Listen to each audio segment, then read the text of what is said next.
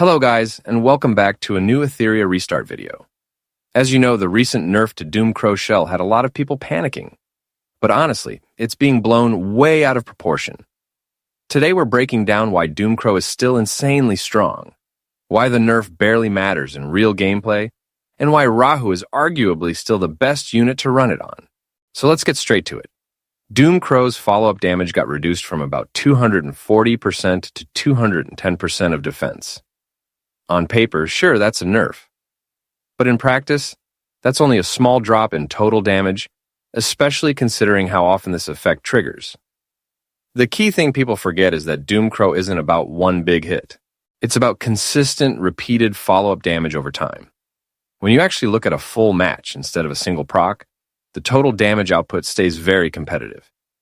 Even after the nerf, Doomcrow still scales purely off defense, which is huge. That means your bruisers are doing damage while being tanky, instead of sacrificing one for the other. And because it procs after extra attacks, it synergizes incredibly well with units that naturally trigger follow-ups or extended turns. Over a long fight, especially in PvP, you're getting multiple activations, which completely offsets that small percentage nerf. So instead of thinking it hits weaker, think of it as hitting slightly weaker but still hitting a lot. And more importantly, hitting consistently. Another thing worth mentioning is reliability. Doomcrow doesn't rely on crit chance, speed tuning gimmicks, or fragile setups. It just works as long as your unit is doing what it already wants to do. Survive and take turns. That consistency is a big reason why it continues to outperform other shell options in real matches. Now let's talk about Rahu, because this is where things get really interesting.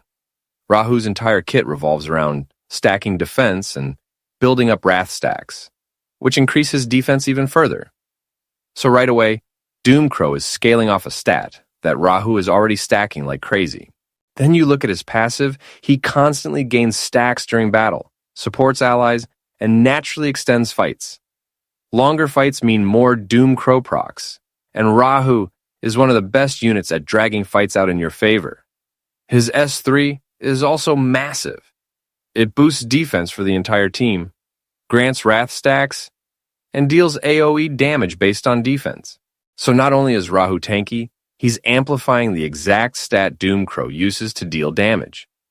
On top of that, the defense buff helps your entire team survive longer, which indirectly increases the number of follow-up triggers you get over time.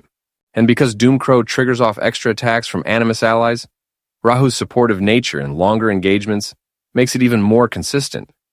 He doesn't just benefit from the shell himself, he helps create the kind of fight where the shell performs at its absolute best. In PvP, especially slower, bruiser-heavy matches, Doomcrow really shines. These fights go long, which means more triggers, more value, and more pressure over time. Your opponent isn't losing to one big burst. They're slowly getting worn down while struggling to break through your defense scaling. In PvE, it's just as strong. Boss fights and sustained encounters are where it thrives, since it keeps stacking damage without needing risky offensive builds. It lets you build safer teams that still deal meaningful damage over time, which is incredibly valuable in harder content. So yeah, the nerf didn't kill Doomcrow, not even close. It's still the best shell for defense-based bruisers, and on Rahu, it's borderline perfect. If you were thinking about dropping it, don't. If anything, this nerf just proved how strong it was to begin with. Thank you for watching, and I'll see you in the next one.